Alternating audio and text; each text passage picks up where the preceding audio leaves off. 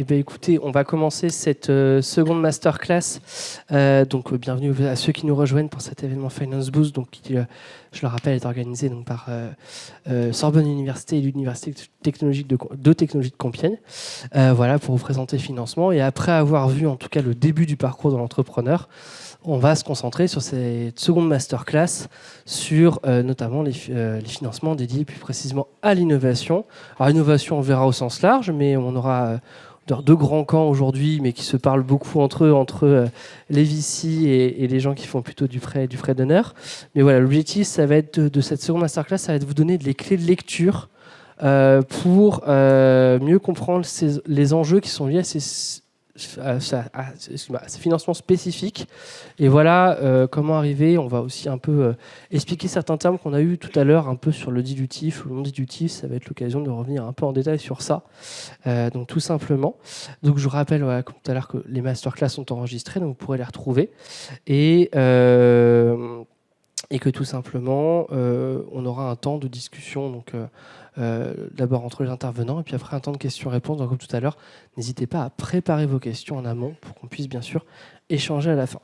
Et avant de laisser la parole pour le petit tour de présentation, déjà deux petites questions un peu pour jauger là où vous en êtes sur le thème de cette masterclass.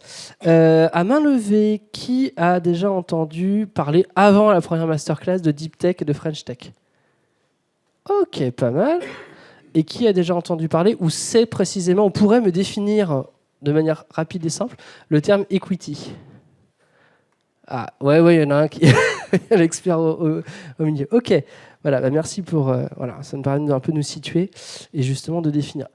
Eh bien, écoutez, je vais laisser la parole à nos intervenants à tour de rôle, en priorité ceux qui ont les micros, là pour commencer. Si vous pouvez vous présenter rapidement, nom, prénom, ce que vous faites, et puis voilà, tout, en quoi vous êtes concerné aujourd'hui par le sujet. Bonjour à tous. Il marche le micro? Ok. Hello à tous. Donc moi je suis Nicolas Risque, le cofondateur de Campus Fund. Campus Fund, on est un VC, donc un venture capital, un fonds de capital risque qui investit que chez les jeunes entrepreneurs. Donc jeunes entrepreneurs, pour nous, c'est étudiants et jeunes diplômés. Donc en gros, on a deux missions. Je vous la fais bref. Une première mission qui est de financer des boîtes. C'est notre core business. Donc on investit, nous, un ticket de 50K dans une boîte par mois, à peu près. Et puis on a une deuxième mission qui est d'accompagner ces boîtes, de les structurer pour les amener sur des tours un peu plus institutionnels, vers des fonds plus gros de seed, série A. On y reviendra après sur les terminologies, je crois, Adrien. Et donc nous, aujourd'hui, on est financé par une 60aine d'investisseurs. On a fait une 15aine de deals. On est à 50% du déploiement du fonds, donc on a encore de quoi faire. Donc n'hésitez pas à me contacter sur LinkedIn si vous montez une boîte. Bonjour à tous, moi c'est Gabriel Gersh. J'ai une particularité, c'est que je suis un alumni de Sorbonne Université et notamment du D2E, du diplôme étudiant entrepreneur. Donc s'il y en a parmi vous, n'hésitez pas à rentrer en contact avec moi, je serais ravi de vous aider. Et j'y étais pour une boîte qui s'appelle 52 Hertz et on développait un appareil de communication, enfin on développe toujours, un appareil de communication pour la plongée sous-marine qui vient s'adapter à l'équipement habituel du plongeur. Donc comment c'est, je vais parler un petit peu de la techno rapidos, c'est, je ne sais pas s'il y en a beaucoup qui ont plongé, mais en gros on plonge souvent avec un détendeur et sur le bout de ce détendeur on a un embout qu'on vient mettre dans la bouche et qui nous permet de le tenir. Et cet embout il est enlevable aujourd'hui très facilement et donc nous on est venu prendre cet embout et on y a mis des écouteurs à conduction osseuse pour entendre ce que disent les autres plongeurs et un microphone qui permet de capter ce que dit le plongeur. Le tout est relié par câble à un boîtier qui va venir avoir toute la batterie, le système de transmission acoustique sous-marin et ainsi qu'un petit peu d'intelligence de calcul parce que là vous vous dites évidemment mais comment est-ce qu'on fait pour parler avec quelque chose dans la bouche? Donc on a travaillé sur deux choses, l'ergonomie et aussi on a mis en place un algo qui permet via de l'IA de, on va dire, retraduire et de rendre plus intelligible la parole du plongeur. Voilà, pour le projet et pour moi. Merci beaucoup. Moi, je suis Jean-Baptiste Mullier. Je travaille au Réseau Entreprendre Paris. Et pour vous expliquer rapidement ce qu'est Réseau Entreprendre Paris, nous, on n'est pas un incubateur, on n'est pas une structure de financement à proprement parler. On est une association qui réunit des membres chefs d'entreprise, donc qui ont monté des boîtes qui étaient du coup dans votre situation pour la plupart, je crois, il y a quelques temps, et qui ont à cœur d'accompagner des jeunes ou moins jeunes entrepreneurs dans la création de leur entreprise et dans le déploiement de leur entreprise.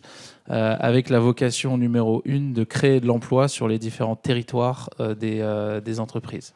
Donc nous, notre vocation, c'est vraiment la création d'emplois. Et on est ici parce que aussi, on est octroyeur de prêts d'honneur. Donc parfois, un petit coup de pouce financier peut aider aussi les entrepreneurs. Donc voilà, on a un système de prêt d'honneur qui nous permet de vous mettre à disposition un prêt à 0% entre 15 et 50 000 euros en fonction de pas mal de critères et qui permettent en fait aussi de faire tampon positif auprès des banques et de faire effet levier et d'aller chercher aussi un petit peu de dette grâce au tampon Réseau Entreprendre. Voilà, mais on pourra en discuter plus profondément. Bonjour à tous, Guillaume Villa, je suis responsable de l'expertise innovation chez Banque Populaire Rive de Paris. Donc pourquoi je suis ici, c'est que chez Banque Populaire, il y a à peu près une dizaine d'années qu'on accompagne les sociétés innovantes. Donc accompagner les sociétés innovantes sur différents aspects. Alors vous connaissez forcément l'aspect banque au quotidien, gestion des flux, etc. Donc on a mis en place un service spécialisé pour l'accompagnement des startups pour pouvoir faciliter notamment leur implantation à l'étranger, pour faciliter la mise en place d'outils, notamment liés à vos flux, qui sont très très importants. Mais accompagner, c'est autre chose aussi, c'est bien sûr financer. Financer, on a deux possibilités de financement. On a, alors peut-être qu'on en reparlera tout à l'heure, mais il faut bien distinguer le financement bas de bilan, donc ce qu'on va appeler dette. Souvent pour les startups, on va appeler ça des dettes non dilutives en accompagnement des levées de fonds. Donc ça, c'est une partie de notre activité, une très grosse partie de notre activité. Et en 2023, on a aussi lancé un fonds d'investissement, donc là pour investir sur des phases early stage, donc plutôt seed amorçage, en tant que suiveur dans des boîtes tech. Donc, alors tech au sens large, on redéfinira peut-être ce qu'est l'innovation, mais voilà, pour financer l'innovation au sens large.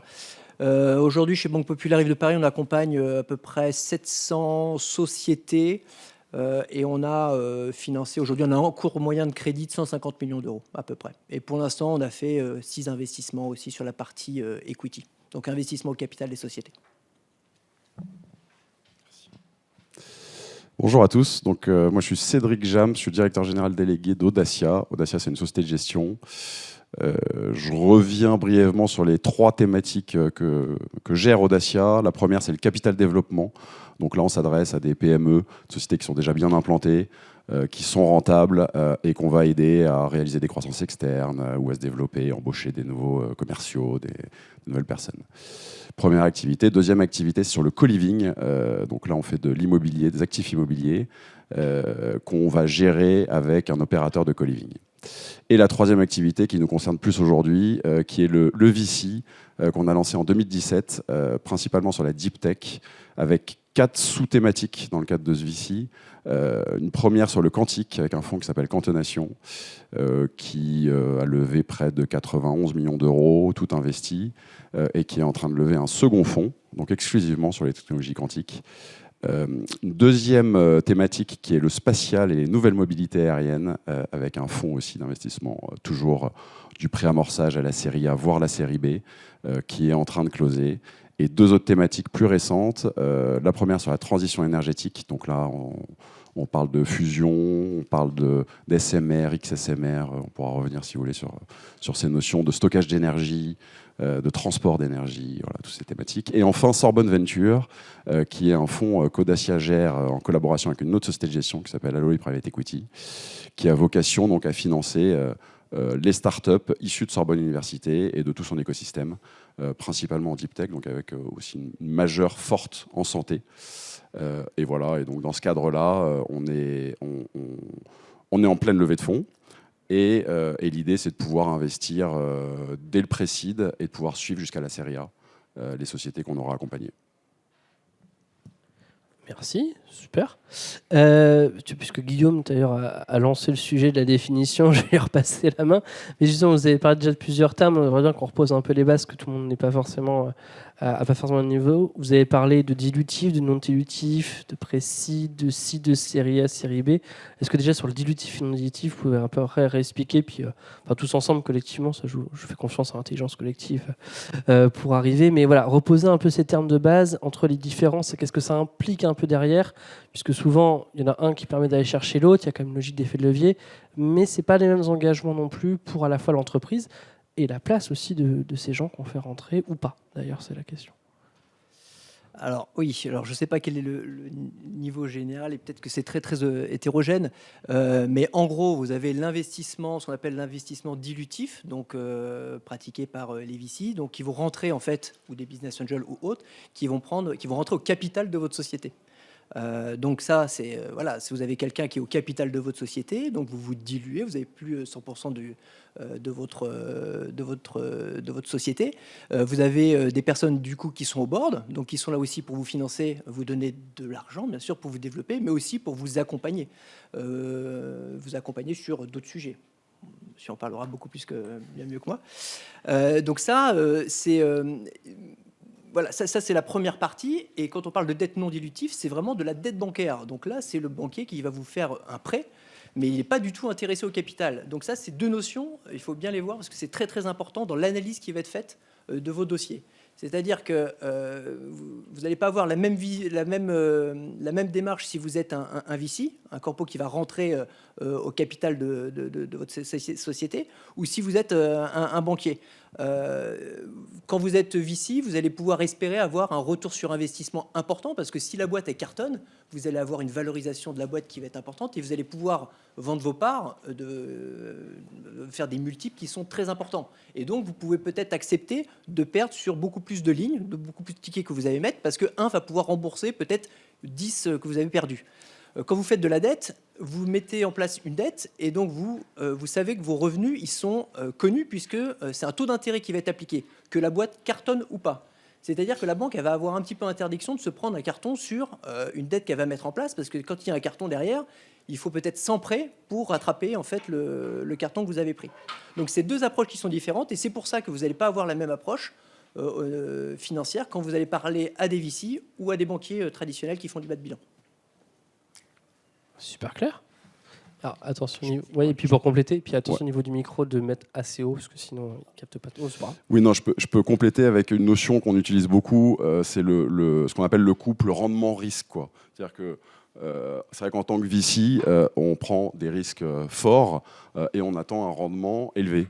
En tant que prêteur, forcément, on attend un risque moins fort et un rendement moins élevé, quoi. Donc, c'est toujours cette notion rendement-risque qui est importante. De notre point de vue en tout cas. Et sur les termes un peu seed, pré-seed, série A, est-ce que vous pouvez donner un peu des ordres de grandeur ou dans l'ordre un peu pour que ça permette de situer un peu et où vous vous situez vous? Ce qu'on appelle le pré-seed, c'est l'investissement qu'on va réaliser presque à la création de la société, hein, au moment du projet. Le seed, c'est le tour d'après qui est souvent un peu plus important, qui va permettre de passer à l'étape supérieure du projet pour pourquoi pas avoir un POC, avoir un produit, avoir quelque chose à montrer. Et la série A, c'est quand réellement on va commencer à se développer. Les mathématiques au niveau de ces tours de table, je pense, sont très différents en fonction des sociétés, hein. Donc voilà, ça dépend. Mais on peut voir effectivement des séries A autour d'une dizaine de millions, des seeds autour de 1 ou 2 millions, et puis des pré-seeds inférieurs. Merci. Et justement, après, pour un peu de questions un peu à vous tous, sur la place de l'innovation, on a un peu vu, qu'est-ce que vous considérez comme innovant et jusqu'où vous allez? Est-ce que vous constituez uniquement, vous allez accompagner uniquement des projets dits innovants? Jusqu'où vous mettez un peu la limite? Et puis, quel rapport vous avez à ça? Parce que dans l'innovation, il y a innovation sociale, innovation technologique, on a même parlé du quantique, donc ça va des fois très loin. Voilà, quel est un peu le positionnement de chacun? Est-ce qu'il n'y a que des projets innovants ou aussi d'autres projets que vous accompagnez? Qui souhaite commencer? C'est une bonne question. Je ne suis pas forcément la meilleure personne pour parler d'innovation, donc apprendre avec un peu de recul. Nous, on n'investit que dans des projets qu'on dit innovants, pour la simple et bonne raison qu'on veut investir dans des projets scalables, et ça passe très souvent par de l'innovation. Et donc, quand on dit innovant, nous, scalable plutôt, on entend je suis capable de démultiplier mon revenu sans forcément démultiplier mes RH, mes ressources humaines. Et donc, c'est quelque chose qu'on retrouve beaucoup dans l'innovation et le digital. En revanche, dans l'innovation, typiquement, nous, ce qu'on fait pas avec Campus Fund, typiquement les technologies quantiques, pour évidemment des raisons qui sont d'expérience, on ne connaît pas ce marché-là, on ne saurait pas l'analyser, mais surtout, c'est des cycles qui sont beaucoup plus longs. Ça demande beaucoup de R&D, et quand on est un fonds précis, on a ce besoin de rendre l'argent un jour à nos actionnaires, et donc on évite les sociétés qui sont trop lourdes technologiquement, quoi. J'ai répondu qu'à une petite partie de la question, mais... Et l'intelligence collective fera la suite. Pour nous, nous, à la base, quand on l'a fait avec mon frère, on ne savait pas qu'on était forcément innovant. En fait, on a surtout... On est arrivé aux pépites, on leur a dit c'est quelque chose qui n'existe pas. Et en fait, finalement, il y a 5 ans, dire ça, c'était en fait, t'as un projet innovant. Donc, c'est plutôt ça, moi, la définition que je dirais, c'est quelque chose qui n'existe pas. Et après, l'innovation, elle va aussi de l'idée jusqu'à aller au bout de son idée, et donc la création d'entreprise et monter la techno et vendre son premier appareil. Pour l'instant, nous, on ne l'a pas encore fait, mais on travaille dur. En bonne voie. Et nous, au réseau Entreprendre, on a une dimension de l'innovation un peu plus large, dans le sens où on ne va pas forcément aller chercher le produit deep tech qui nécessite X années de R&D, etc. On va plutôt axer nos recherches vers des projets qui ont une forte appétence pour la création d'emplois sur le marché. Encore une fois, c'est notre ADN numéro 1, au-delà de l'innovation. On aime bien les projets innovants parce qu'ils sont porteurs aussi, et ils suivent souvent des vagues de marché qui sont porteuses. Mais voilà, on a une diversité de projets qu'on accompagne. Ça peut être la pizzeria du coin qui va recruter 20 personnes dans 5 ans, ça nous va très bien aussi. À la personne qui vend des chapeaux, ça fonctionne aussi. Et on a aussi des logiciels SaaS très poussés pour plein de trucs très techniques que je ne maîtrise absolument pas. On a également on a quand même une brique, on a un programme qui s'appelle le programme Innov, qui est fait pour des entreprises qui, de fait, ne peuvent pas faire de chiffre d'affaires pendant 3-4 ans, parce qu'il faut commercialiser un produit qui met beaucoup de temps à se développer. Donc on essaye de s'adapter avec des programmes un petit peu justement adaptés à cela, ce qui nous permet d'accueillir des projets comme potentiellement les vôtres demain. Donc très ouvert sur cette question d'innovation. Alors, déterminer ce qui est innovant et pas innovant, c'est toujours assez compliqué. Alors, c'est très facile pour les sujets qui sont très tech. Quand on parle d'ordinateurs quantiques, etc., on arrive facilement à cataloguer dans les projets très innovants. Les projets de technologie, les technologies de rupture, etc., c'est très facile. C'est quand on arrive après sur des sujets un peu plus d'innovation d'usage ou des choses comme ça, où c'est un peu plus difficile de les catalogué comme société innovante. Donc nous, on a fait quelque chose d'assez simple. C'est de voir si la société était scalable. Ça, c'est un point important. Si elle répondait à certains critères, soit qu'elle était accompagnée par un incubateur qui était badgé tech, soit que la société avait obtenu une subvention, une bourse French Tech, par exemple, qui valide la tech. Les réseaux Entreprendre aussi, voilà. Mais voilà, quelques signaux qui nous permettent, nous, de valider le fait qu'on rentre chez BPRI, on flague cette société innovante. Ce qui est très important aussi, puisque faut raisonner un petit peu plus loin, nous, quand on va mettre en place des prêts, on va contre-garantir, enfin jusqu'à maintenant, on contre-garantissait une partie de nos prêts auprès du FEI. Et le FEI avait des critères aussi très stricts pour garantir les sociétés innovantes. Donc il fallait répondre à certains critères. Donc en fait, on a repris les critères du FEI, pour faire simple. FEI, le Fonds européen, voilà. Donc, qui est largement intervenu. Vous êtes peut-être trop jeune dans cette salle pour l'avoir vécu, mais vous n'aviez pas lancé votre boîte, mais c'est le FEI qui garantissait tous les prêts garantis par l'État qui avaient été mis en place lors de cette fameuse période Covid. La fameuse. Et peut-être pour compléter Non, mais je crois que beaucoup de choses ont été dites. Je n'ai pas grand-chose à rajouter. En fait, je pense que ce qu'il faut retenir, c'est qu'effectivement, c'est une notion assez mouvante entre aujourd'hui et il y a 5 ans. Je pense que ce n'était pas la même définition. Nous, c'est vrai que ce qu'on va regarder dans notre activité VC, comme on est, vous l'aurez compris, très focus deep tech, c'est l'innovation un peu de rupture, voilà, technologique en tout cas. Et pour faire un peu un point sur la deep tech, c'est vraiment aussi avec la valorisation de résultats de recherche, donc d'aller chercher aussi dans les universités ou autres, et l'application. Peut-être si tu peux préciser un peu ça aussi, parce que de la deep tech, ça a aussi une définition assez précise quand même derrière. Oui, bien sûr, mais oui. Alors je suis d'accord, mais j'ai jamais entendu une vraie définition très claire de ce qu'est la deep tech. Mais effectivement, on a vocation, on a tendance à aller voir ce qui se passe dans les labos, voir sur quoi les gens travaillent, et puis voir s'il y a une possibilité de créer un produit, un service, un marché autour de leurs travaux, pour en fait les faire sortir quelque part des laboratoires et avoir quelque chose de très concret à terme. On sait que ça va prendre énormément de temps, mais c'est l'idée en tout cas. Ok, merci. Je peux juste rajouter un petit mot justement sur le deep tech.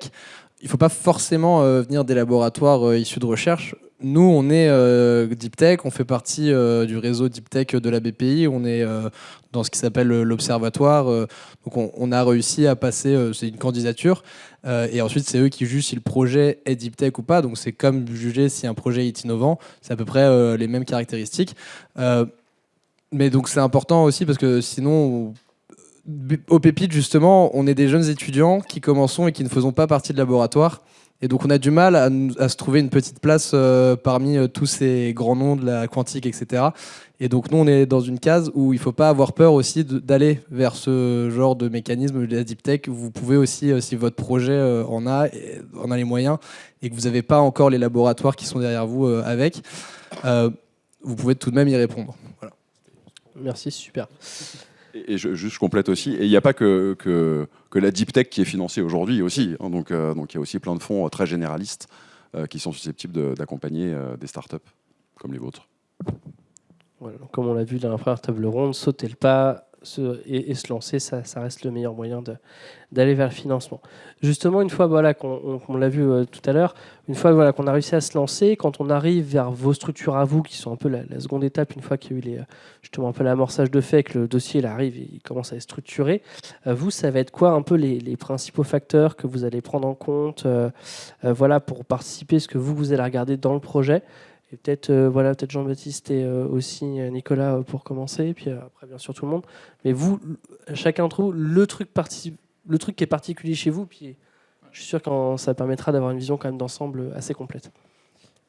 Merci pour la question. Nous, je remets un petit peu de contexte. Donc nous, on a créé Campus Fund parce qu'on avait identifié qu'il y avait de plus en plus de jeunes qui voulaient entreprendre, mais qu'en face, il n'y avait pas forcément d'acteurs privilégiés et dédiés au financement de ces jeunes entrepreneurs qui n'ont pas d'expérience et pas d'argent. Et donc, en fait, structurellement, sans expérience et sans argent, c'est très dur d'aller faire levier, d'aller voir les banques et autres structures de financement. Et donc, on a créé vraiment Campus Fund pour combler cette brèche-là. Et donc, j'en viens à ce que nous, on regarde. Et donc, nous, on voit à peu près une centaine de boîtes par mois. Et donc, à chaque fois, on voit les mêmes lacunes et un peu ce qui revient régulièrement. Ce que nous, on veut voir, c'est une équipe, un ersatz de proto, donc en fait quelqu'un qui a une bonne idée et qui s'est levé le matin, en fait ça suffit pas. Il faut qu'il y ait quand même un minimum de travail de fond qui a été fait, à la fois sur le marché, sur le proto. Et même si vous n'avez pas forcément de compétences techniques, ça c'est important. Aujourd'hui, il y a plein de ressources qui vous permettent de développer une appli en no-code ou que sais-je, ou au moins la vision de votre boîte. On a vu des entrepreneurs et on a financé des entrepreneurs qui avaient un logiciel qui font 10 000 € de chiffre d'affaires mensuel récurrent. Sur une appli no-code qu'ils ont développée en une après-midi, quoi. Est-ce que c'est de l'innovation ou pas? Je ne sais pas ça. Mais ceci étant dit, donc nous on regarde vraiment une équipe, on regarde la maturité du projet, donc à quel point ils sont allés creuser sur le marché. Est-ce qu'il y a des gens qui sont prêts à payer pour ce genre de solution? Et idéalement, évidemment, un minimum de preuves de traction qui passe par des discussions avec des clients, pourquoi pas déjà un petit peu de chiffre d'affaires sur des choses. En tout cas, ce qu'on veut voir, c'est quelqu'un qui est à 100% dans son projet, qui sait ce qu'il fait, il sait où il va, il a une vision et une équipe qui est alignée. Et c'est probablement, je finis sur ça, qui est probablement le plus important. Nous, à ce stade-là, on ne juge que sur l'équipe, en fait, quasiment 90%. Donc on pondère, c'est une variable qui est hyper pondérée par rapport aux autres. Et ce qu'on aime voir, c'est un alignement d'intérêt structurel, donc au départ. Et donc typiquement, quand on voit des boîtes où il y a le CEO qui a 98% départ et 2% pour le CTO, donc le directeur technique, en fait ça reflète pas du tout un alignement d'intérêt. Et donc un conseil, c'est aller pas forcément vers la solution qui est le 50-50, donc 50-50 chacun, mais en tout cas avoir quelque chose qui permet d'incentiver tout le monde à la réussite de la boîte et qu'au fur et à mesure des années, tout le monde ait sa part du gâteau. C'est probablement le plus important quand on se lance, quoi. Et on précise jeune diplômé jusqu'à 3 ans après les études. Merci. Et je rejoins à 100% ce qu'on vient de dire. Et je pense que les autres ici aussi, beaucoup de décisions sont prises sur uniquement l'équipe qui porte le projet. Donc au réseau Entreprendre, évidemment, on va vous accompagner pendant 2 ans et on va vous mettre à disposition un mentor et on va vous intégrer dans un réseau d'entrepreneurs. Donc on a envie que vous soyez fidèle au réseau Entreprendre, que vous soyez engagé. Donc on a vraiment dans nos critères l'humain qui est numéro 1. Voilà. Sur le projet en tant que tel, on va regarder la création d'emplois, j'y reviens, mais c'est vraiment notre ADN numéro 1. Donc est-ce que le projet est créateur d'emplois dans le temps? On va aussi essayer de capter si est-ce que vous êtes en train de monter une boîte pour devenir millionnaire et la revendre dans 3 ans, ça ne va pas nous intéresser. On va essayer d'avoir des projets qui sont suivis par vous-même pendant un moment. Et évidemment, on va être sensible à tout ce qui est impact social, sociétal, environnemental dans nos critères de sélection, puisqu'on a à cœur d'accompagner des projets qui respectent tout ça. Donc voilà, ça a pas mal évolué dernièrement et on suit cette vague positive. Donc on met de plus en plus d'importance sur ces critères-là. C'est top. Ouais. Et du côté des VC ou autres, les critères pour vous, est-ce que vous recherchez aussi dans les projets, ce qui vous intéresse aussi, ce que vous avez vos objectifs aussi derrière donc, Alors, l'équipe, c'est essentiel. Alors, quand on dit équipe, qu'est-ce qu'on regarde dans l'équipe? C'est la complémentarité de l'équipe, c'est hyper important. L'entre-soi, en général, on n'aime pas tant que ça. Alors, souvent, c'est facile, on est dans la même école, etc. On fait souvent d'entre-soi, mais on aime bien qu'il y ait des complémentarités, que ce soit très différent quand on est du tech, à côté du commercial. Parler de votre expérience aussi, parler de votre... bien sûr votre projet, parler du marché. Le marché, c'est hyper important parce que vous auriez beau avoir la plus belle équipe qui soit, s'il n'y a pas de marché derrière, c'est compliqué. Donc après, c'est des fois un peu de bon sens. Et, en général, regardez même sur Internet, vous allez voir pitch deck. Qu'est-ce que vous devez mettre dans votre pitch deck? En gros, c'est aussi ce qu'on va regarder. C'est des éléments qui sont absolument primordiaux. Le time to market, tous ces mots, il faut absolument se les approprier. Mais voilà, si j'avais un mot, c'est vraiment l'équipe. Il faut absolument structurer une équipe qui soit cohérente. Et encore une fois, je reviens pas, mais on va pas avoir la même. L'équipe, c'est ce qui va être commun au VC, au monde du VC, au monde de la dette bancaire. Même si on va pas regarder les mêmes critères en tant que VC ou en tant que banquier, il y a quand même l'équipe, c'est quand même le point qui rassemble un socle commun, quoi. L'équipe aussi. Non, mais c'est vrai, une idée, c'est une idée dans le cadre d'un projet de start-up, c'est évidemment indispensable et c'est ce qui anime tout ça. Mais en fait, une idée, ça vaut pas grand-chose en tant que telle. Donc c'est l'équipe qui va la porter qui vaut quelque chose. Et donc c'est évidemment ce qu'on va regarder. La personnalité des porteurs du projet, leur implication, leur vision aussi sur ce qu'ils veulent faire. Sur le marché, sur la croissance du marché auquel ils vont s'adresser. C'est les éléments les plus importants pour nous, marché et équipe. Juste pour ajouter, pourquoi on parle de l'équipe? Parce qu'on sait aussi que la capacité de l'équipe à supporter les coups durs, on sait qu'il y a une bonne partie des startups qui vont pivoter au cours de leur vie. Donc c'est cette capacité aussi de l'équipe de direction et des gens qui la composent à pouvoir encaisser et à pouvoir réagir rapidement. Et effectivement, en fait, je me rends compte que l'analyse que je vous donnais tout à l'heure est peut-être un peu abstraite quand je disais équipe. Mais peut-être ce qui peut être intéressant, c'est de vous dire comment nous, on prend une décision sur justement ce qu'on appelle une équipe. En fait, on voit beaucoup d'équipes tout le temps. Et donc, en fait, ce que nous, on va faire, on va analyser tous les signaux faibles de l'équipe. Et mis bout à bout, à la fin, ça fait un signal très fort de est-ce que je me forge une conviction, il faut y aller? Ou est-ce que, en fait, il ne faut pas y aller parce que c'est des signaux faibles qui sont négatifs. Et typiquement, un signal faible qu'on voit beaucoup, ça peut paraître débile et peut-être un peu sorti de son contexte, mais quelqu'un qui répond pas rapidement à un email, par exemple, on attend de vous êtes des jeunes entrepreneurs, j'envoie un mail parce que vous devez m'envoyer un doc ou quelque chose comme ça et vous me répondez 2 semaines plus tard ou vous me répondez pas, ou pas d'accusé de réception ou ce genre de choses, ça c'est un signal faible typiquement, qui fera pas la décision finale hein, évidemment, mais qui fera que en fait dans le cumul des signaux faibles qu'on va analyser, ça peut être un poids. Et c'est tout ce genre de petites choses, il faut être hyper proactif, mettre du rythme dans les discussions et c'est à vous de le faire et c'est pas à l'investisseur de le faire. Et donc ça peut vous donner quelques clés de lecture sur en fait comment je deviens une bonne équipe quoi.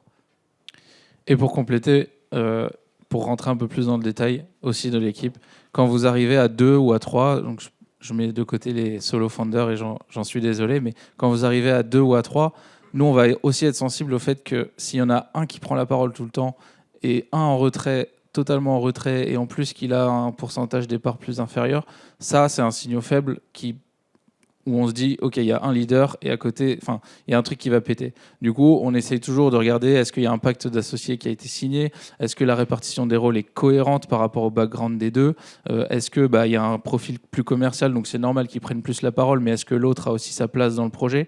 En fait, on regarde ça parce que 50% des projets qui s'arrêtent chez nous sont dus à des conflits d'associés. Donc ça, c'est hyper important de se baquer là-dessus.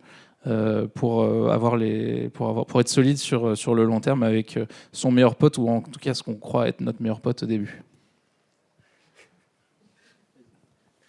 Moi, je vais vous rejoindre aussi. Après, c'était plus facile pour moi. On s'est mis. Je suis avec mon frère en cofondateur, donc. Bon, non, on va pas faire ça à notre petite maman quand même. Mais en tout cas, il y a des hauts et des bas évidemment.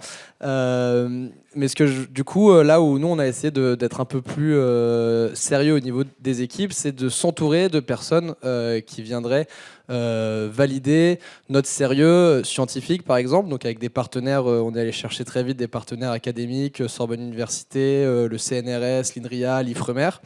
Je pense que ça a été aussi des points qui nous ont aidés à lever des fonds auprès des business angels et auprès d'investisseurs personnels. Et ensuite, on s'est aussi vite attaché à avoir des partenaires juridiques, commerciaux, on va dire aussi, pour essayer justement d'étoffer en fait l'équipe. Et donc, autour de la boîte, il y a évidemment le centre névralgique, c'est vous, les fondateurs et les cofondateurs, et vos employés, si vous en avez. Mais il y a aussi toute, normalement, une sphère qui vous entoure et qui, normalement, je pense, est aussi regardée de la part des VC et des gens, et qui donne, normalement, et qui atteste d'un certain sérieux de l'entreprise. Je me permets, je rajoute un dernier point là-dessus, parce qu'effectivement, la question de légitimité, quand vous êtes jeune entrepreneur, c'est assez facile de vous la poser, et tout le monde vous le rappellera de toute manière. Nous, pour vous donner un exemple, quand on a levé notre premier fonds avec Romain, mon associé, on avait 24-25 ans, c'était il y a 3 ans. On n'avait pas d'argent, pas de track record, donc pas d'expérience particulière dans le monde du venture capital, et on n'avait pas de réseau sur ce sujet. Et donc quand on a commencé à envoyer des messages sur LinkedIn à froid à des investisseurs, on leur pitchait ce qu'on faisait, et ils nous disaient mais en fait les gars, c'est cool ce que vous faites, mais vous n'avez pas d'expérience, quoi. C'est un métier qui s'apprend. Donc effectivement c'est un métier qui s'apprend, mais il faut bien commencer quelque part, quoi. Et donc nous, ce qu'on a fait, on a ciblé une dizaine de fonds de la place qui avaient un intérêt potentiel à discuter avec nous, parce que les fonds, en tout cas des tours d'après, ont besoin de faire une veille sur un petit peu ce qui se passe sur le marché en dessous, donc le pré-seed, ce que nous on fait. Et on est allé envoyer des messages à froid à tous les partenaires de ces fonds-là. Ça fait après une 30aine de messages en leur disant hello, on monte un fonds, on aimerait discuter avec toi du projet, est-ce que tu as quelques minutes à nous accorder? Et de fil en aiguille, on a monté ce qu'on a appelé un advisory board de principe. Donc c'est plein de mots pompeux pour dire que ça n'avait aucune valeur juridique en fait. Mais en gros, à la fin, on avait une dizaine de partenaires qui on a envoyé une invitation sur Google Meet tous les mois, et qui venaient ou pas à nous aider à sélectionner les dossiers, et qui ont accepté de mettre leur tête sur notre pitch deck et accepté de mettre leur tête sur notre site. Et donc à la fin, en fait, quand on allait pitcher auprès d'investisseurs qui connaissaient un peu l'écosystème, qui disaient tiens, mais en fait, putain, je connais, il a ce partner d'un très gros fonds qui gère 200 millions, voilà.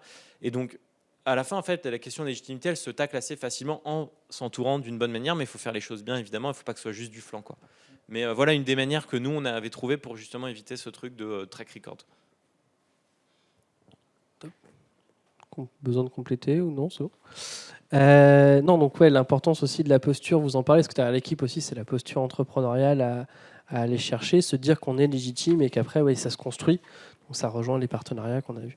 Toi, de ton côté, peut-être Gabriel, comment tu as vécu cette entrée un peu dans le monde de la recherche de financement pareil, voilà, avec ton frère, comment ça s'est passé? Est-ce que là, on a parlé un peu des packs d'actionnaires aussi qui se font, la répartition des rôles, là, qui a justement été en avance. Donc, est-ce que ça a été facile? Est-ce que ça a été, voilà, comment tu t'es repéré un peu là-dedans et comment tu vis ça encore aujourd'hui, puisque tu es encore dedans? Encore dedans. Au début, quand on a créé, on n'a pas fait de pacte d'actionnaires, on a juste par des statuts, c'était assez clair et ça allait. On s'est dit plus tard, on fera un pacte quand il y aura besoin. Surtout que pour faire un pacte, il faut être accompagné et ça demande aussi un peu d'argent. Ensuite, nous, ce qu'on a tout de suite cherché après avoir été chez Pépite, on est allé chercher une bourse French Tech. On avait gagné 2 concours l'année de notre première année. C'était le concours Startup Île-de-France où on a été incubé à Station F. Et l'autre, c'était le prix Pépite, le lauréat prix Pépite. Et donc là, on avait gagné 1 400 € d'argent et on s'est dit, waouh, notre projet, je crois qu'il y a des gens qui le trouvent bien. On a décidé de créer l'entreprise pour aller chercher une bourse French Tech. 6 mois plus tard, on l'obtient. Et 6 mois encore plus tard, on obtient un concours sur lequel on avait postulé, qui était avec l'IFREMER, donc l'Institut français de recherche et d'exploitation de la mer, pardon, qui nous a lui permis en fait de gagner une enveloppe de approximativement 280 000 € de financement. Et donc là, on n'a pas recherché de financement pendant près d'1 an et demi. On arrive en juin de l'année dernière où le concours s'arrête et donc on se dit bon bah maintenant pour y aller, pour continuer et voler de nos propres ailes, il nous faut de l'argent. Donc le meilleur moyen de le faire, c'est de lever des fonds. Et donc entre juin de l'année dernière et mars de cette année, on était dans cette optique-là de lever des fonds. Ça nous a pris à peu près 1 année, on va dire, pour lever. Parce qu'on a donc fait avec des business angels qui nous ont... Donc d'abord, ça c'est un pitch. En fait, on va pitcher devant des business angels dans une salle, exactement comme ici. On pitch et ensuite, il y en a qui vont dire ah, c'est un beau projet. Et là, il faut trouver un leader chez les business angels qui va porter votre projet chez eux pour lui monter le dossier. Et en fait, c'est ça qui est assez difficile. Et une fois qu'il y en a un qui l'est, d'autres business angels vont venir le voir et lui faire bah, moi aussi, je veux bien t'accompagner parce que toi, tu te mets en gage de ce projet, il est plutôt bien. Et ensuite, l'effet génial, c'est que d'autres business angels, encore d'autres groupes, vont dire ah, lui, s'il y va, moi aussi, j'y vais. Donc pendant 6 mois, on n'a pas eu grand-chose. Et on va dire que les 3 derniers mois, on a triplé ce qu'on avait obtenu pendant 6 mois. Et ensuite, encore plus, on a eu encore plus de chance parce qu'on a eu aussi le fonds régional de la Bretagne qui a aussi investi, qui s'appelle Braise Up, et l'IFREMER aussi qui a mis un petit peu d'argent aussi dans notre levée de fonds. Et pour le pacte d'actionnariat, donc ça a été en gros le gros sujet et c'est ce qui prend en fait le plus de temps.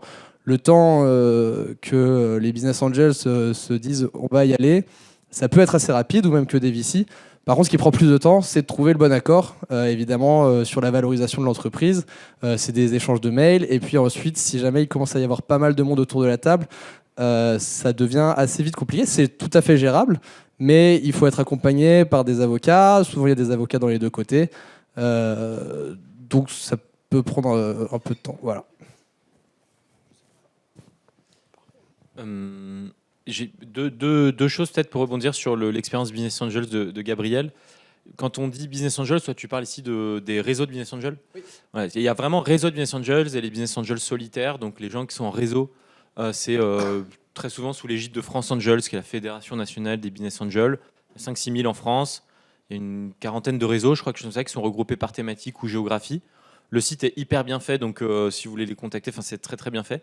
Et ensuite, il y a les business angels qu'on dit nous plutôt solitaires et qui n'appartiennent pas à des réseaux et que vous pouvez contacter notamment via des outils comme LinkedIn où ils sont business angel, private investor et ce genre de mots-clés là sur LinkedIn. Et eux, vous les contactez à froid via la messagerie LinkedIn. Peut-être important aussi de noter, je retiens 2 choses de ce que tu disais, qui est notre expérience et l'expérience de beaucoup de boîtes que j'ai rencontrées aussi.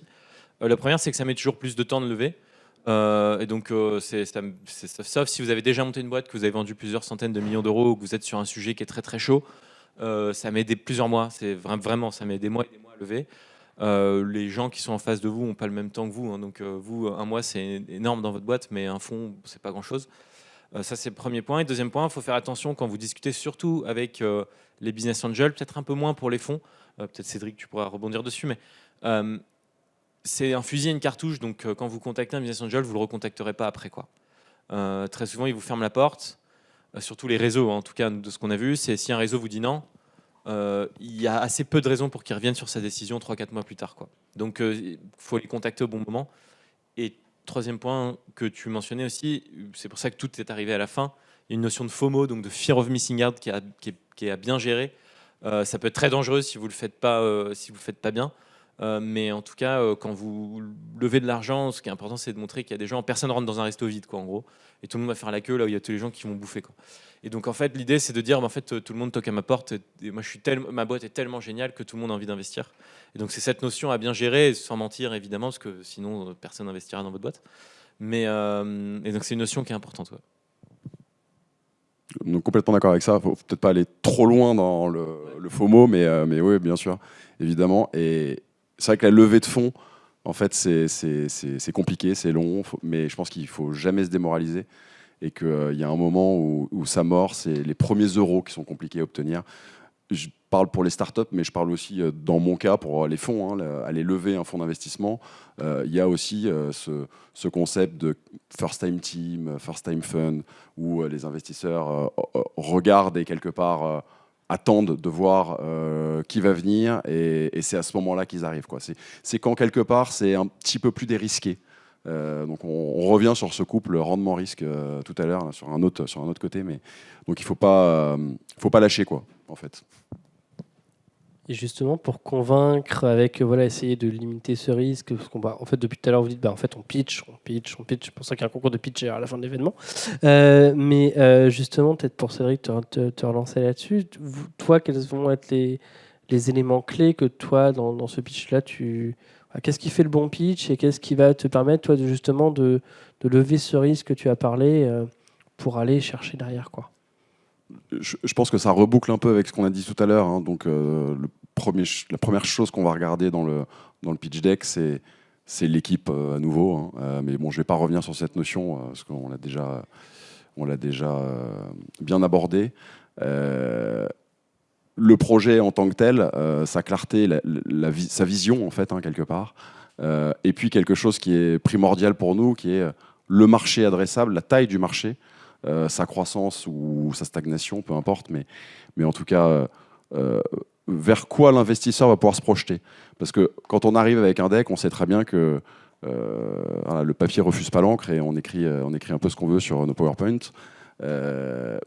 Mais l'investisseur, il va avoir cette analyse un peu plus long terme, de se dire, OK, mais jusqu'où on va aller, où est-ce qu'on peut aller, si tout se passe bien, évidemment, il y aura encore beaucoup d'embûches, etc. Mais donc, parler du marché, de la taille du marché, de sa croissance, et objectiver tout ça avec des données fiables et claires, je pense que c'est important.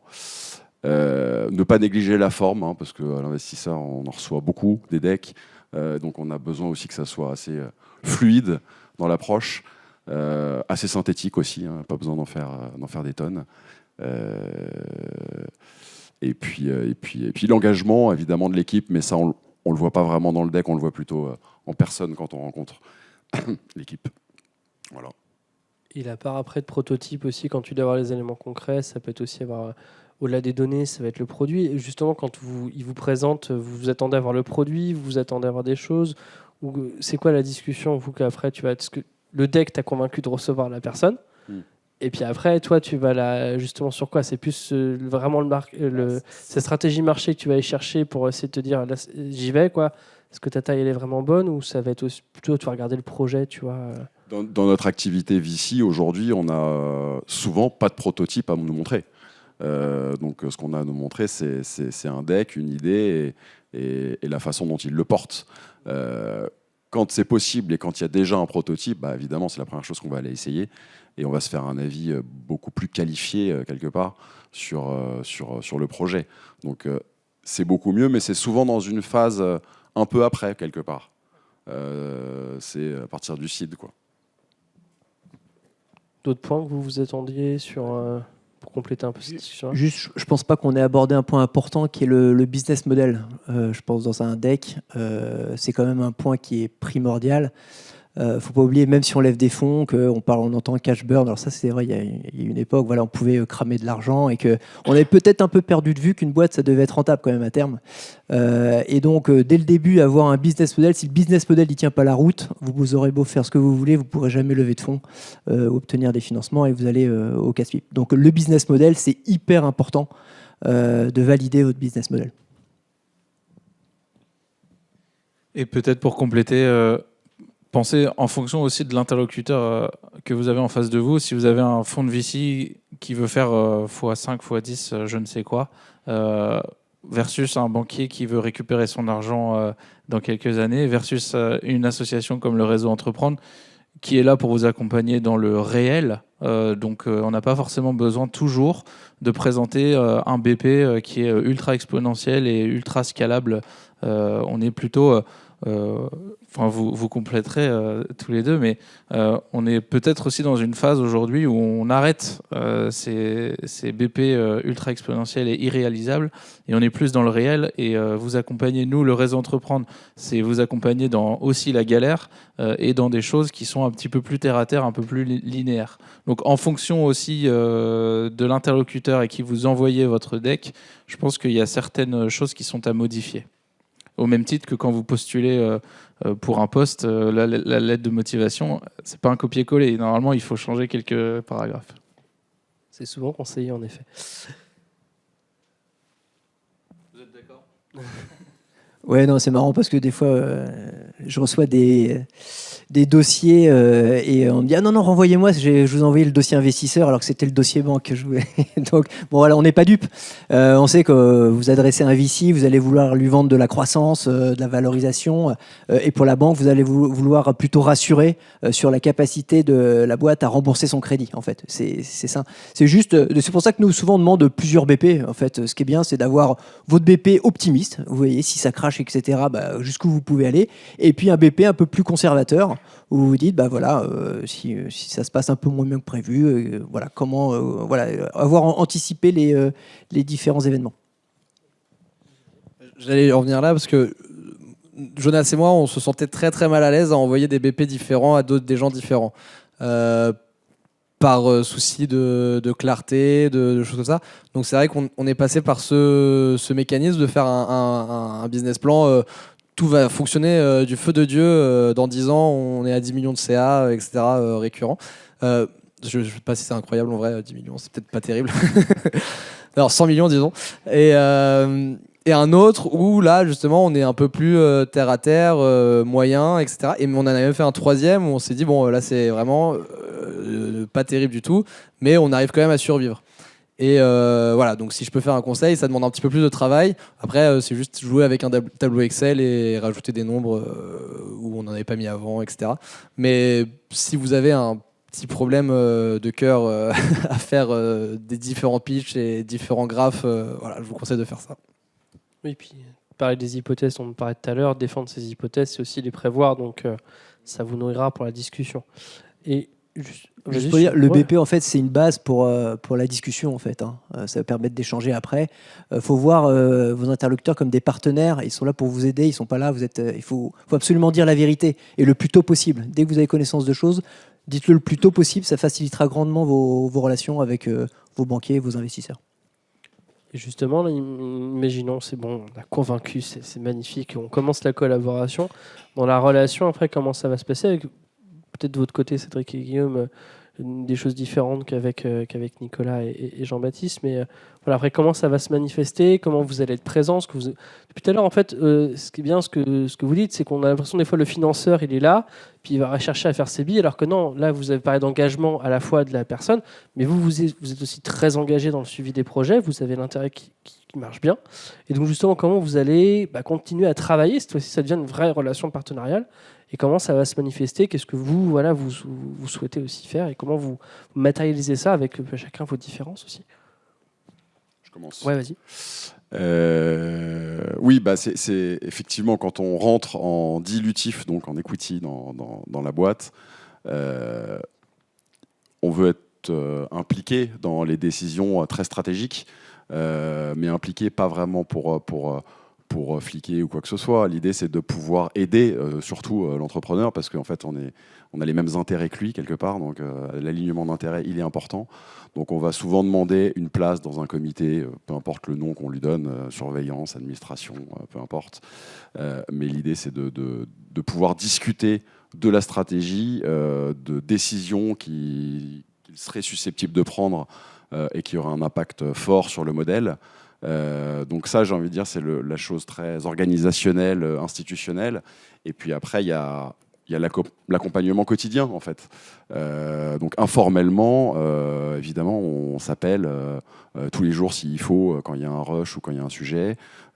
Si pendant 3 mois, il n'y a pas besoin, eh ben, on ne s'appelle pas. Enfin, tout ça se fait de manière assez informelle. L'idée, c'est qu'on soit aussi une épaule pour aider l'entrepreneur dans l'accompagnement, dans le réseau qu'on va lui aussi qu'on est susceptible d'avoir en tant que fonds d'investissement et qui va lui permettre d'avancer soit plus rapidement, soit plus efficacement par une mise en relation avec tel ou tel entrepreneur qui a passé par la même voie ou voilà. Et puis évidemment, on va demander ensuite des reportings qui sont toujours un peu compliqué à mettre en place, mais en fait, une fois que c'est en place, ça tourne tout seul et il n'y a pas de sujet. Donc, c'est assez simple en fait, mais il faut nous voir comme des accompagnants, aidants, pour permettre à la société d'aller le plus loin possible, quoi.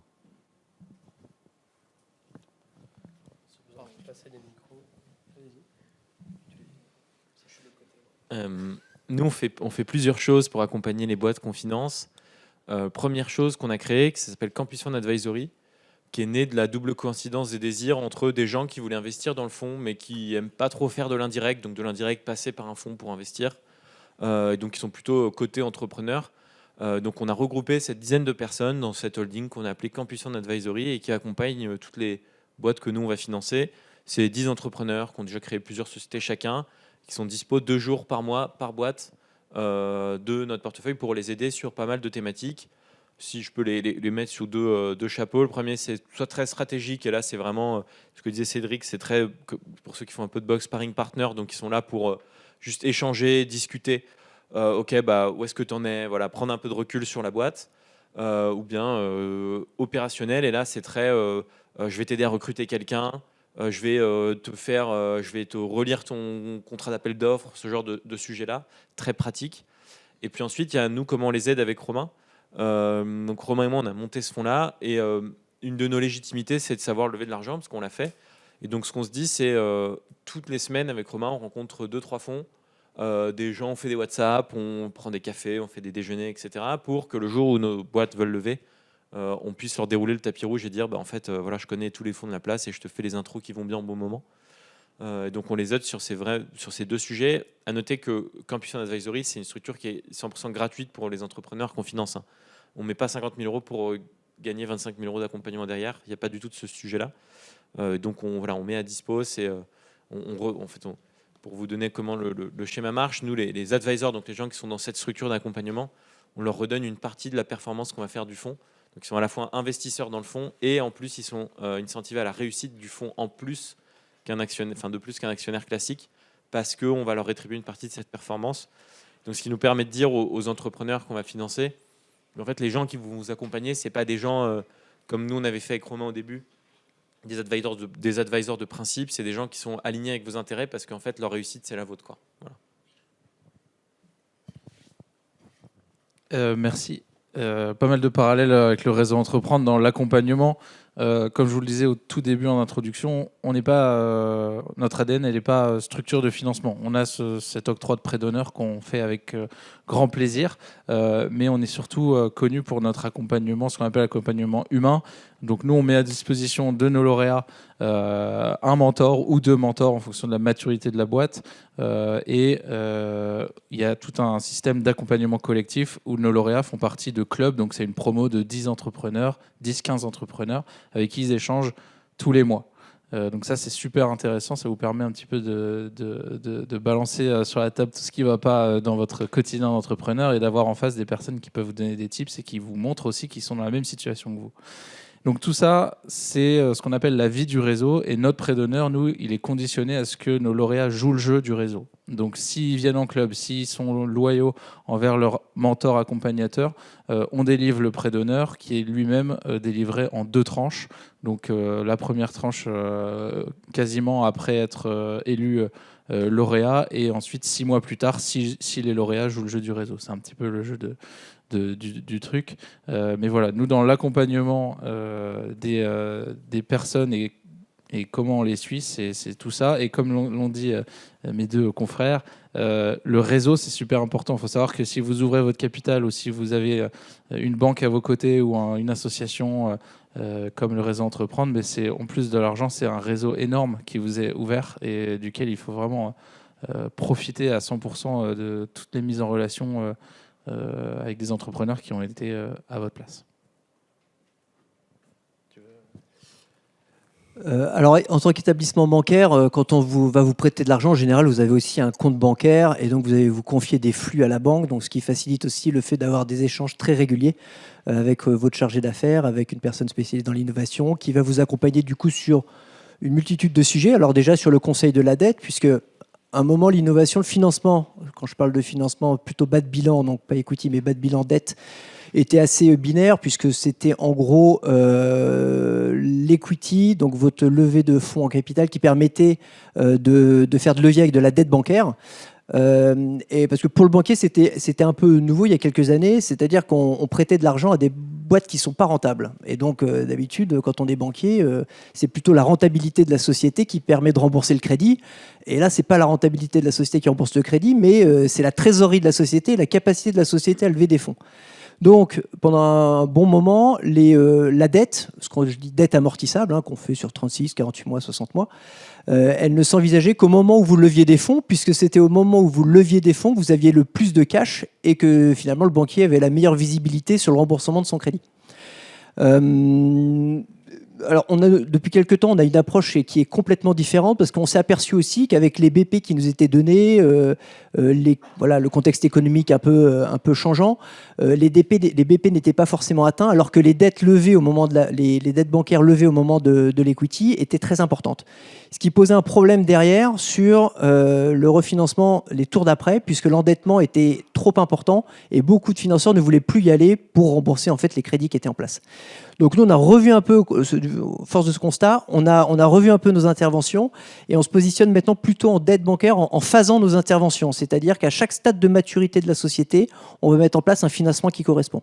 Et on attend en fait l'atteinte de certaines métriques pour débloquer des nouvelles poches de financement qui soient cohérentes avec la phase de développement de la société. Donc ça, c'est notre intervention.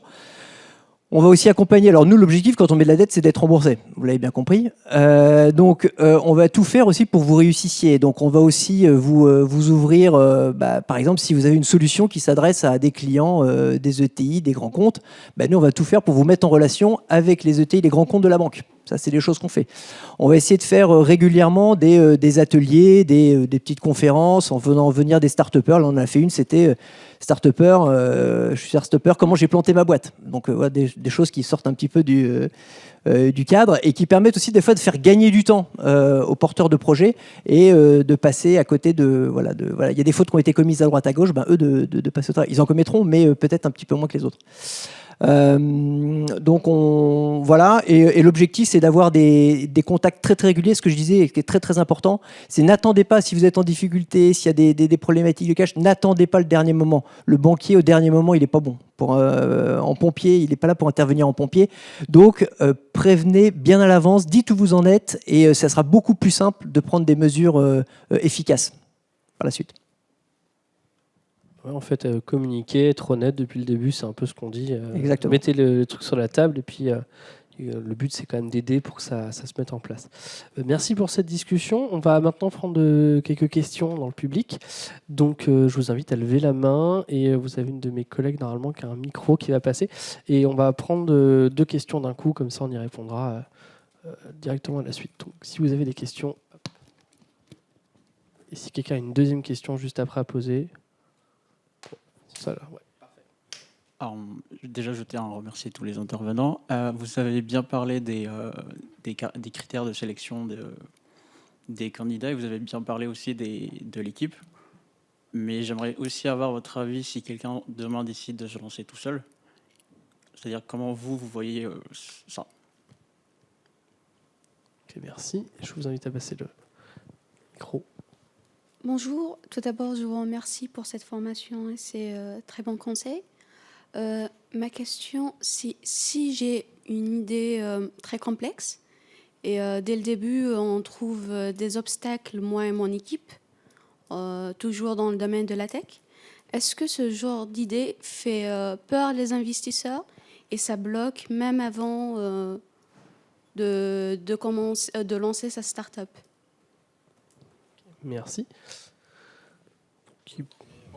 Bien vu. Ouais, Sur le premier, merci pour ta question.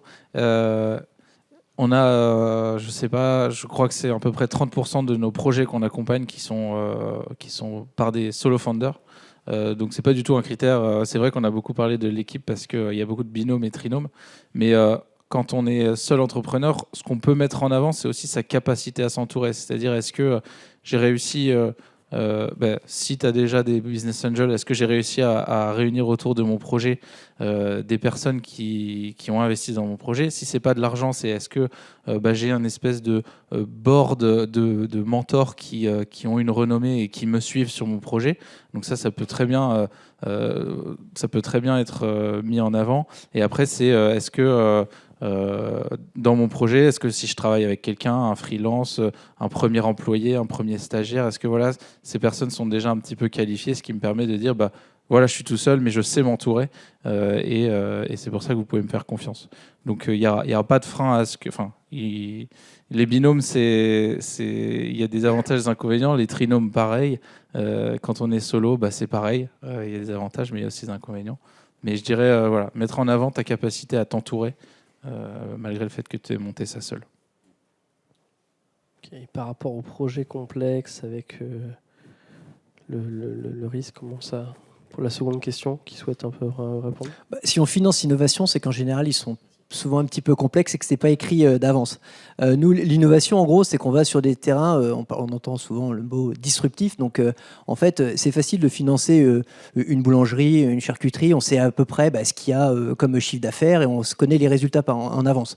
Le but de financer l'innovation, on est sur des sujets qui sont un petit peu nouveaux. Nous, ce qu'on va regarder, c'est surtout votre capacité à lever ces freins. Soit c'est des freins qui sont très très importants. Alors quand on parle des sujets deep tech, on parle du quantique où ça fait 50 ans qu'on essaie de lever certaines choses qui ne sont pas encore levées, mais il y a il y a des experts qui sont là, qui nous permettent de nous rassurer sur la capacité finalement de ces boîtes un jour à sortir l'ordinateur quantique qui ne fera pas d'erreur. Après, quel est le degré de difficulté? C'est votre capacité, vous, dans l'équipe ou en vous entourant, à répondre, à lever ces freins technologiques. Moi, je dirais même avec mon expérience, typiquement avec 50 Hertz, nous on fait de l'intelligence artificielle où on va venir rehausser l'intelligibilité de la parole du plongeur. J'avais pas les capacités du tout quand j'étais en L3 de physique de coder ça. On est allé lancer une bouteille à la mer à l'INRIA de Grenoble et c'est l'INRIA de Lille finalement qui nous a contactés en disant nous on a un labo qui est intéressé par ce sujet. Et c'est donc en s'entourant, comme tu l'as dit tout à l'heure, qu'on a pu faire ça. L'acoustique sous-marine, qui est un des gros problèmes et enjeux de notre solution, on n'y avait pas non plus. On avait les bases parce qu'on faisait de la physique, mais on n'avait pas plus que ça. Et c'est en rencontrant des ingénieurs et des chercheurs de Sorbonne Université, justement, qu'on est allé faire une collaboration avec eux et d'avoir leur expertise. Donc, en fait, toi, tu es plutôt un catalyseur. Tu vas venir récupérer les problèmes et tu vas faire comment je fais pour résoudre ce problème? C'est cette personne que je dois aller voir, c'est ce labo. Et il y a plein de labos, il ne faut pas hésiter à aller voir plein de labos en France. Nous, on est allé voir Lille, par exemple, alors qu'on n'a pas vocation à particulièrement être là-bas. On a déjà contacté de l'université de Le Mans parce qu'ils ont un labo d'acoustique assez performant. On a contacté l'Ifremer, etc. Donc, il faut un peu sortir aussi de sa zone de confort et essayer de... Et les gens sont souvent, en fait... très accueillants et ils ont envie d'aider, justement, surtout quand on est jeune et une petite boîte qu'on essaie de se lancer et qu'on est plein de bonne volonté. Ce qui est bien, c'est, je répète en 2 mots, mais c'est de les avoir identifiés et c'est de les avoir identifiés et de savoir comment tu peux les contourner. Et nous, c'est marrant, on a vu une boîte avec mon associé il y a quelques mois où à la fin du pitch, et ça arrive en fait régulièrement que les entrepreneurs le disent, c'est en fait pourquoi ça pourrait pas marcher quoi. Il y avait une slide dans le pitch deck, c'est pourquoi ça pourrait pas marcher, et il y avait les obstacles et pourquoi ils n'y arriveraient pas à les lever. Donc je pense que c'est un risque que les investisseurs sont prêts à prendre de toute manière quoi. Merci. Alors on arrive au bout du temps malheureusement, mais si vous avez d'autres questions, je vous invite à pas hésiter à venir tout de suite après pour échanger avec nos intervenants, que je remercie d'ailleurs pour toutes leurs réponses, pour la qualité de la discussion, c'est très intéressant. Et puis voilà, et donc on se retrouve nous à 16h pour la 3e masterclass. Donc après avoir vu les financements innovants, voilà, on verra le financement participatif.